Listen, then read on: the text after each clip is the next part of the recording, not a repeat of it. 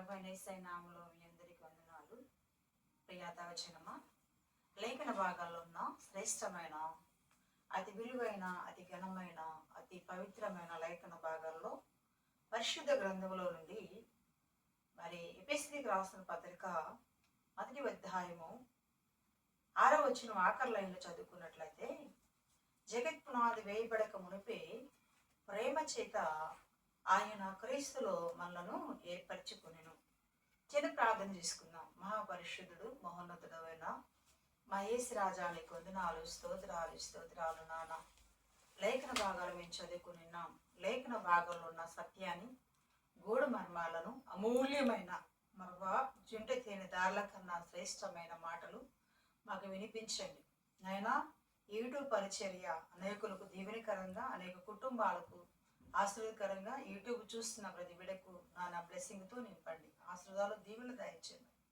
యేసయ్య శ్రేష్టమైన పరిశుద్ధ నామములో వేడుకొని ప్రార్థన చేస్తున్నాను తండ్రి, ఆమేన్. ప్రియ దావచనమా, ఇక్కడ మనం చదువుకున్న వాక్య భాగంలో ఏమని రాస్తున్నారంటే, జగత్ పునాది వేయబడక మునుపే ప్రేమ చేత క్రీస్తులో మనలను ఏర్పరచుకున్నాడు.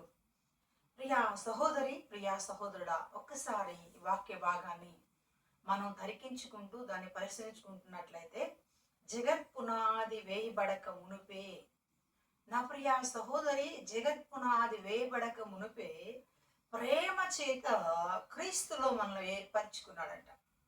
దైవ గ్రంథంలో దావీదు మహారాజు అంటాడు, తల్లి గర్భములో పెండగొప్పతి కాకమునిపే నీ కనులు నన్ను చూచాయ్యా, అయ్యా నీ ప్రేమ చేత నన్ను హత్తుకున్నావని దావీదు మహారాజు మాట్లాడుతున్నాడు. ఇక్కడ ఎఫెసీయులకు రాసిన పత్రిక అపోస్తలుడైన పౌలు రాస్తూ ఏమన్నాడో తెలుసా? జగత్ పునాది వేయబడక మునిపే, అంటే ఈ భూమికి పునాది వేయబడక మునిపే ఆయన మనల్ని ఏం చేశాడు? ప్రేమ చేత ఏర్పరచుకున్నాడు. ప్రేమతో మనల్ని ఎన్నుకున్నాడు, మరి ఏర్పాటు చేసుకున్నాడు. ఆయన ప్రేమ, ఆయన వాత్సల్యత, ఆయన దయ, ఆయన కరుణ వాత్సల్యత మన పైన ఎక్కువగా ఉన్నవి. దాన్ని బట్టి మనం ఏమి చేస్తున్నాం, మనం ఎలా ఉన్నాం, మన ఆత్మీయ జీవితంలో ఒకసారి పరిశోధన చేసుకోవాలి. అన్నాడు మన ప్రభు అయిన యేసు ప్రభు వారు మనల్ని ప్రేమించి మన కొరకు తన ప్రాణాన్ని దానంగా పెట్టాడు. నా ప్రియ సహోదరి, మనల్ని ఆయన ప్రేమించాడు. ఎంతగా ప్రేమించాడంటే తన ప్రాణమును పెట్టినంతగా ప్రేమించాడు. ఎవరు పెట్టగలరు? మన తల్లిదండ్రులు ప్రేమను పెట్టగలరా? మన తమ్ములు ప్రేమను పెట్టగలరా? ప్రాణాన్ని పెట్టగలరా? మన అక్కచెల్లు మన కొరకు ప్రాణం పెట్టగలరా అంటే ఎవరు పెట్టలేరు. ఒక సందర్భాన్ని మీకు జ్ఞాపకం చేస్తా. ఒక తల్లి బిడ్డ బలహీనంగా ఉంటే ఆ బలహీన పరిస్థితుల్లో హాస్పిటల్కి తీసుకెళ్తే అక్కడ డాక్టర్ గారు చెప్పారంట, అమ్మా ఈమె బ్రతకదు, ఈమె చనిపోతుందని చెప్పగానే ఆ తల్లి బోరును ఏడుస్తూ అంటుందంట, అయ్యా నా బిడ్డ చిన్న బిడ్డ, అయ్యా అయ్యా ఈ బిడ్డ చనిపోతేటయ్యా, ఈ బిడ్డ చూడాల్సిన రోజులు, లేకపోతే మంచిగా పదిగి పెద్దదై మంచిగా చాలా చాలా దీవెనకరంగా ఉండవలసిన ఈ బిడ్డ ఇప్పుడే చనిపోతేటయ్యా, 100 ఏళ్ళు బాగుండాలి కదా అని దేవుని దగ్గర ఏడుస్తూ ఒక మాట అందంట, అయ్యా నా బిడ్డను కాదయ్యా, నన్ను తీసుకొని ఆమె ప్రార్థన చేస్తుంటే ప్రభు వారు వచ్చి అన్నారంట, అమ్మా నిన్నే తీసుకుంటాను, నువ్వే నాతో పాటు రా అన్నాడంట. అనగానే ఏమన్నదో తెలుసా తల్లి? లేదు ప్రభా, నాకు ఇంకా పిల్లలు ఉన్నారు, వాళ్ళని చూసుకోవాలయ్యా, తీసుకుంటే ఏమైనా తీసుకో అన్నదంట. అంటే ఈ లోక ప్రేమలు, ఈ లోక తల్లిదండ్రుల ప్రేమలు, ఈ లోక సంబంధమైన ప్రేమలు ఇంతలో కనబడి అంతలో మాయమవుతాయి. ఈ రోజు మనం జ్ఞాపకం చేసుకోవాల్సిన సత్యం ఏమిటంటే, మన ప్రభు వారు, మన దేవాది దేవుడు, మహా మహిమగల దేవుడు, అద్భుతమైన దేవుడు జగత్ పునాది వేయబడక మునిపే, తల్లి గర్భములో ఇంకా రూపము రాకమునిపే ఆయనను ప్రేమ చేత ఏర్పరచుకున్నాడు. ఈరోజు సేవకుడిగా ఉన్నావా, సేవకురాలుగా ఉన్నావా, లేకపోతే దేవుని మందులో దేవుని మరి విశ్వాసిగా ఉన్నావా, లేకపోతే దేవుని పరిచర్యలో సువార్త పని చేస్తూ, మిషనరీ పని చేస్తూ అనేక రీతిగా ఉన్నావా? అయితే నువ్వు ఒకటి గమనించాలి. ఏం గమనించాలంటే, ఆయన ప్రేమ చేత నేను ఏర్పరచుకున్నాడనే సత్యాన్ని గ్రహించాలి. ఎప్పుడు ఏర్పరచుకున్నాడంటే, భూమి పునాది వేయక మునిపే, జగత్ పునాది వేయబడక మునిపే ఆయనను ప్రేమించాడంట. ఆయన నీ రూపు రాకమునిపై ఆయన నేను ప్రేమించాడు. అందుకే దేవుడి వాక్యం తెలియజేస్తుంది, దేవుడు లోకమును ఎంతో ప్రేమించాడంట. ఎంత ప్రేమించాడు ప్రేమించారంటే అది వర్ణించడానికి వివరించడానికి శక్తి లేనంత గొప్పగా ప్రేమించాడు. ఎలాంటి వారిని ప్రేమించాడు యేసయ్య? దొంగలను, దోబులను, ఆ అబద్ధికులను, మోసగాళ్లను.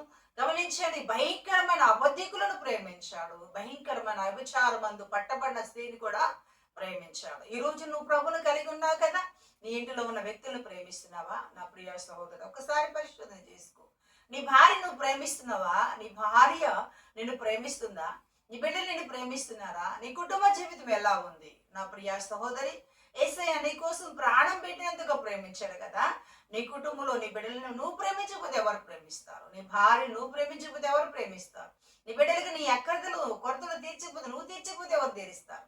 ఒకసారి పరిశోధన చేసుకోవాలి. ఎందుకంటే ఆయన కుటుంబాన్ని కట్టాడు. ఆ కుటుంబ జీవితాల్లో వెలుగులు విశ్వనీతి ఇవ్వాలని ఆయన మన కొరకు ఎంతగా ఎంతగా నల్లగొట్టబడ్డాడు, ఎంతగా ఆయన బలి అయిపోయాడంటే ఒక్కసారి జ్ఞాపకం చేసుకుంటే ఆ శిలువలో వేలాడుతూ పడుతూ కూడా అక్కడున్న స్త్రీలతో చెప్తాడు ఏమంటే, అమ్మలారా నా కోసం ఏడవకండి, మీకోసం, మీ పిల్లల కోసం. ఎందుకు ఏడవాలి? మన పిల్లల కోసం అంటే మన పిల్లలు పాపులు, శాపులు, అంధకార క్రియల్లో, మోసకరమైన బ్రతుకులో బ్రతకకూడదని ఏడవాలి. ఏడ్చి ప్రభు పాదలు పెట్టుకున్నప్పుడు ఆ ప్రేమామయుని, ఆ కరుణామయుని, ఆ దయామయుని సన్నిధి మన బిడ్డలపై ఉంటుంది. వాళ్ళు కూడా ప్రేమను, ఆప్యాయతను పంచుకుంటారు. ఈ రోజున నీ కుమార్తె ఉండొచ్చు, కుమారుడు ఉండొచ్చు, నీ కుమారుడు, నీ కుమార్తె నీవంటే ప్రేమ లేని వ్యక్తులుగా ఉన్నారేమో. ఒకవేళ వృద్ధాప్యులు ఉన్న నీ జీవితంలో అయ్యో ప్రేమించి ఒక మాట చెప్పలేని వ్యక్తులుగా ఉన్నారేమో. ఇంతమంది బిడ్డలను కన్నాను, పెంచాను, నాకు ఏమి సుఖం ఉందని బాధపడుతున్నావు. ఒకసారి దేవుని వాక్యం తెలియజేస్తుంది, ఎవరు నిన్ను ప్రేమించినా ప్రేమించిపోయినా యేసయ్య మాత్రం నిన్ను ప్రేమిస్తున్నాడు. యేసయ్య మాత్రం ప్రేమిస్తున్నాడు. ఎప్పుడు ప్రేమిస్తున్నాడంట? ఆయన ఆది సంకల్పంలో నిన్ను ప్రేమించి ఏర్పాటు చేసుకున్నాడు. ఎందుకున్నాడు ఆయన? ఆయన ప్రేమకు నువ్వు బద్దురాలి ఉన్నావు. యేసయ్యని కలిగి ఉన్నానని చెప్పుకున్నావు కదా, నీ ఎదుటి వ్యక్తిని ప్రేమిస్తున్నావా? యేసయ్యని కలిగి ఉన్నానని చెప్పుకున్నావు కదా, నీ కుటుంబంలో బిడ్డలను ప్రేమిస్తున్నావా? నీ కుటుంబం ఒక పరలోకంగా ఉండాలంటే, ఒక ప్రతినిధిగా ఉండాలంటే యేసయ్య ప్రేమ నీ కుటుంబంలో ఉండాలి. అందుకంటాడు మీ మధ్యలోనే పరలోక రాజ్యము ఉన్నదంటాడు. పరలోక రాజ్యం మన మధ్యలో ఎలా ఉంది అంటే ప్రేమతో ఉన్నాం గనుక, సమాధానంతో ఉన్నాం గనుక, పరిశుద్ధతో ఉన్నాం గనుక, మనలో ప్రేమ ఉన్నది గనుక మన మధ్యలో ఏముంది? పరలోక రాజ్యము ఉన్నదని దేవుని వాక్యం తెలియజేస్తుంది. నా ప్రియ దైవజనమా, మనం ఎలా ఉన్నాం? దేవుని మందిరానికి వస్తున్నాం, దేవుని స్థుతిస్తున్నాం, దేవుని ప్రార్థిస్తున్నాం. ఎదుటి వ్యక్తి ప్రేమించే మనస్తత్వం ఉందా? ఎవరైనా ఆకలితో ఉంటాయి, లేకపోతే ఇబ్బందుల్లో ఉంటాయి, మరి భయంకరమైన మరి ఆర్థిక ఇబ్బందులు ఉంటాయి, రోగాలతో ఉంటాయి, బలహీనతలతో ఉంటాయి. గమనించండి, భిక్షాన్ని దేహాన్ని చేస్తూ ఉంటే వారిని కూడా మనం ప్రేమించాలి. మన బిడ్డలను మనం ప్రేమించుకుంటాం, మన కుటుంబస్తులు మనం ప్రేమిస్తాం. వీరి ప్రేమ మరి మనం ప్రేమించే బాధ్యత మనకు ఉంది కాబట్టి ప్రేమిస్తాం. కానీ నా ప్రియ ప్రభు మనలందరినీ ప్రేమించాడు. ఎలాంటి వారిని ప్రేమించాడంటే మంచి వారి కొరకు వర్షాన్ని కురిపించాడు, చెడ్డవారి కొరకు వర్షాన్ని కురిపించాడు. మంచి వారి కొరకు వెలుగునిచ్చాడు, చెడ్డవారి కొరకు వెలుగునిచ్చాడు. కానీ ఆయన ఎరిగి ఆయనతో ఉన్న వారికి మరి ఎక్కువైన దీవెన ఇచ్చాడు. దీవెన ఇవ్వడానికి కారణం ఏమిటంటే ఆయన ప్రేమను గుర్తించాడు. అందుకే అంటాడు, అతడు నన్ను ప్రేమిస్తున్నాడు కనుక నేను అతన్ని తప్పిస్తాను అంటాడు. అతడు నా నామం ఎరిగిన వాడు కనుక నేను అతన్ని గౌరవపరుస్తాను అంటున్నాడు. ఘనత కానీ ప్రేమ కానీ ఎక్కడి నుండి వస్తుందంటే నువ్వు ఆయన్ని ప్రేమించినప్పుడు, ఆయన ప్రేమ మాధుర్యం నువ్వు ఎరిగినప్పుడు ఆయన నిన్ను ప్రేమిస్తాడు. ఆయన ప్రేమించడమే కాదు, నువ్వు వెళ్ళు మార్గం అన్నిటిలో ఆయన దూతలకు ఆజ్ఞాపిస్తాడు. ఆయన సెక్యూరిటీగా ఉంటాడు, ఆయన దూతలు కాపుదలు ఉంటారు. ఎప్పుడు జరుగుతుంది ఆ కార్యం అంటే ఆయన ప్రేమను గుర్తెరిగినప్పుడు.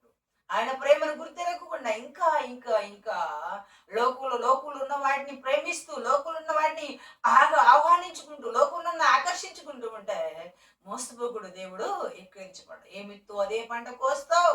ఈ రోజున బీరకాయ ఇత్తనాలు అయితే సొరకాయ పంట కొయ్యాలంటే అది అసంభవం. దేవుని వాక్యం తెలియజేస్తుంది. ప్రేమనే ఇత్తనాలు, ప్రేమనే మరి బీజం నీలో ఉన్నప్పుడు బలవంతున్న దేవుడు నీ ప్రేమను చూస్తాడు. నిన్ను బట్టి నీ కుటుంబం, నిన్ను బట్టి నీ ప్రాంతం, నిన్ను బట్టి ఆ ప్రదేశం అంతా దీవెనకరంగా ఉంటుంది. ప్రేమ అన్నిటినీ కప్పును. ప్రేమ డబ్బరి పడదు, ప్రేమ మచ్చలు పడదు, ప్రేమ త్వరగా కోపడదు. ప్రేమ అంటే అపకారం మనసులో ఉంచుకోదు, ఎప్పుడెప్పుడో జరిగినవి మనసులో తెచ్చుకోదు. ఎందుకంటే ప్రేమ కప్పేస్తుంది. కాబట్టి ఆ యేసయ్య ప్రేమ, అందుకే దైవ లేఖలు మనం చూస్తున్నట్లయితే కాల్చుటకు నా శరీరం ఇచ్చిన, బెదలకు నా ఆస్తంత ఇచ్చిన వ్యర్థుడనే ప్రయోజనం ఏముంది అంటాడు. వాటి వల్ల ప్రయోజనం లేదంటాడు. నా ప్రియ సహోదరి, మనం యేసయ్యను కలిగిన మన జీవితాలు ఎలా ఉన్నాం, మనం ఎలా ఉండేవారికి ఉండాలో దేవుని వాక్యం తెలియజేస్తుంది. ఎలా అంట, క్రీస్తు మనల్ని ప్రేమించి మనల్ని ఏర్పాటు చేసుకున్నాడు. నేను ఎన్నుకున్నాడు ఆయన. ఆయన ప్రేమలో నువ్వు ఉన్నప్పుడు, ఆయన ప్రేమ మాధుర్యాన్ని గుర్తించినప్పుడు నువ్వు మౌనంగా ఉండవు. ఎందుకంటే ఆయన ప్రేమను అనేకులు పంచుతావు, అనేకులతో వాటిని ముచ్చరిస్తావు, అనేకులు వాటిని వివరిస్తావు. యేసయ్య ఎలాంటి వాడు, ఎలాంటి గొప్పవాడు, ఎంత ఘనుడు, ఎంత మహనీయుడు, ఎంత మనోహరుడైన దేవుడు అందరూ చెప్తావు. ఎందుకంటే యేసయ్య ప్రేమను ఎరగక ఎంతమంది ఉన్నారు. యేసయ్య అంటే తెలియదు చాలా మందికి, అనుజనులకు తెలియదు కదా, లోకస్తులకు తెలియదు కదా, లోకంలో ఉన్న వారికి తెలియదు కదా. కానీ నీకు తెలిసిన నీవు మౌనంగా ఉండటానికి వీల్లేదు. యేసయ్య ప్రేమను నువ్వు పంచాలి. ఎలా పంచాలి? క్రియల ద్వారా పంచాలి. దేవుని వాక్యం చెప్తూ పంచాలి. యేసయ్య ఎంత గొప్పవాడో చెప్పాలి. దేవుని వాక్యం మనం చూసినట్లయితే దైవ గ్రంథం అంతా కూడా దీని సారం తీస్తే ఏముందంటే 2 అక్షరాలు, ప్రేమ. దేవునికి స్తోత్రం. ప్రేమ దోహకార్యాలు జరగకుండా, ప్రేమ మచ్చర పడకుండా ఉంటుందండి. ప్రేమ అన్నిటినీ సహిస్తుందండి. ప్రేమలో, ఒక కుటుంబంలో ప్రేమ ఉంటే ఆ ప్రేమ ఎప్పటికీ డంబంగా ఉండదు. ఎందుకంటే ఆ ప్రేమ ఏం చేస్తుందంటే అన్నిటినీ సర్దుకుంటుంది, అన్నిటిని తాడుకుంటుంది, అన్నిటిని ఓరుస్తుంది, అన్నిటినీ సహిస్తుంది. కనుక యేసయ్య ప్రేమ మనల్ని ఎప్పుడు ప్రేమించాడంటే, మనము తల్లి గర్భంలో రూపింపక మునిపే, మనం ఇంకా పిండ గొప్పది కాకమునిపై ఆయన మనల్ని ప్రేమించాడు. నువ్వు నన్ను ప్రేమించిన యేసయ్యకు నువ్వు ఎంత ప్రేమిస్తున్నావు, ఎంతగా ఆయన ప్రార్థిస్తున్నావు, ఎంతగా ఆరాధిస్తున్నావు. ఉదయకాలం లేచి ప్రార్థన చేసుకున్నావా? తల్లి చేతులు జోడించి మనం చేస్తున్నాను. ప్రభు అయిన యేసయ్య నామములో కుటుంబ ప్రార్థన, వ్యక్తిగత ప్రార్థన, ఆ ఉదయమే లేచి దేవుని పాదసంలో నీ పసిబిడ్డల కొరకు ప్రార్థన చేసే తల్లిగా ఉండాలి. అరే మొదటి జామున ఆయన పాదముల చెంత చేరి ఆకాశమందున ఆశ్రయుడైన దేవునికి నువ్వు ప్రార్థన చేయాలి. అందుకుంటాడు దేవుని వాక్యంలో, మీ పసిపిల్లల ప్రాణం కొరకు మీరు ప్రార్థన చేయాలి. పసిపిల్లలు నాశనంలో, భయంకరమైన ఉగ్రతలో, భయంకరమైన డిప్రెషన్ లో, భయంకరమైన అలవాట్లకు గురి కాకుండానంటే నీ బిడ్డల కొరకు నువ్వు ప్రార్థన చేయి. ఎప్పుడు చేయాలో తెలిస్తే తల్లి గర్భంలో ఉండగానే పిండ ఉత్పత్తి కాకపోతే ప్రార్థన చేయాలి. గమనించండి, ఇస్రాయేలు దేశంలో యూదులు అందరూ ఎలా చేస్తారు తెలుసా?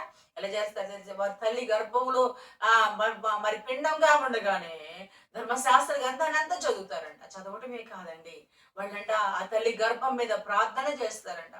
మరి వాళ్ళు ప్రార్థన చేసి మరి గంభీరమైన చాలా విలువైన జ్ఞానాన్ని సంపాదించుకుంటున్నారు. ఈ రోజు ఇస్రాయేలు దేశం మనం జ్ఞాపకం చేసుకుంటే వారికి ఉన్న జ్ఞానం కానీ, వారికి ఉన్న పాండిత్యం కానీ చాలా గొప్పదిగా ఉన్నది. నా ప్రియ సహోదరి, నా ప్రియ సహోదరుడా, ప్రభు అయిన యేసయ్య తెలియజేస్తున్నాను.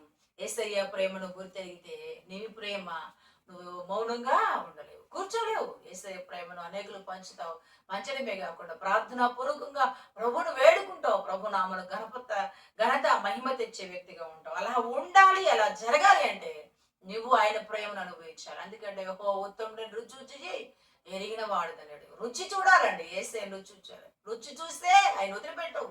ఆయన పాదములతో కూర్చొని మోకాళ్ళముని గంటల తరబడి ప్రార్థన చేస్తావు, పరవశిస్తావు. అంటే కురిపాటి సమాధానం మనం పొందుకోవాలంటే నిత్యము ఆయన ప్రేమలో ముద్దునమైపో, ఆయన ప్రేమలో అంటకట్టబడాలి, ఆయనతో సహవాస సంబంధం కలిగి జీవించాలని ప్రభు అయిన యేసయ్య నామములో తెలియజేస్తున్నాను. దయచేసి తల్ల వంచండి. ప్రతి ఒక్కరు కూడా, మరి యూట్యూబ్ చూస్తున్న ప్రతి ఒక్కరు కూడా మోకాళ్ళు వంచడానికి ప్రయత్నం చేయండి. ప్రార్థన చేస్తాను.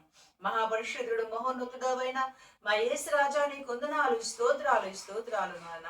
జగత్పునాది వేయబడక మునుపే ప్రేమ చేత మమ్మల్ని ఏర్పరచుకున్నావు తండ్రి. ప్రేమ చేత మమ్మల్ని నియమించినందుకే వందనాలు. నీ ప్రేమకు ప్రభువా మేమొక్కొక్కరు భద్రమై నీ ప్రేమలో అయా నిలిచి ఉండడా, నీ ప్రేమలో ఏరిపడడా, నీ ప్రేమలో స్థిరపడడానికి సహాయం దయచే.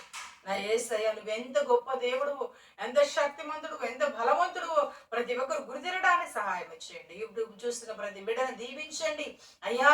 వారి ఏ పరిస్థితిలో ఉన్నారు, ఏ స్థితిలో ఉన్నారు మీ మెరుగు కానీ వారి పరిస్థితుల్లో ఉన్న స్థితులను యేసులో బంధించండి, బలహీనత నుండి విడిపించండి, అప్పుల సమస్య నుండి విడిపించండి, ఆర్థిక ఇబ్బందుల నుండి విడిపించండి. సకలము సమృద్ధం దయచేయండి. మీ నామ మహిమ కొరకు, నీ నామ ఘనత కొరకు అయ్యా ప్రతి ఒక్కరు వాడబడే భాగ్యత దయచేయమని మా ప్రియుడు, మా ప్రాణనాథుడైన యేసయ్య శ్రేష్టమైన తిలువైన ఘనమైన నామములో ప్రార్థించి వేడుకొనిచున్నాను తండ్రి. ఆమేన్. నా ప్రాణమా యెహోవాను స్తుతించుము, నా తరముల సమస్త మా పరిశుద్ధ నామ సంతించము, నా ప్రాణమా యెహోవాను సంతించము. ఆయన చేసిన ఉపకారంలో దేనిని మరువకు. తండ్రి ఆ కుమారుడు పరిశుద్ధాత్మ సువాసం ఇప్పుడు ఎల్లప్పుడూ యూట్యూబ్ చూసిన ప్రతి ఒక్కరికి దేవుడు తోడై ఉండును గాక. Amen. God bless you all. అందరికీ వందనాలు.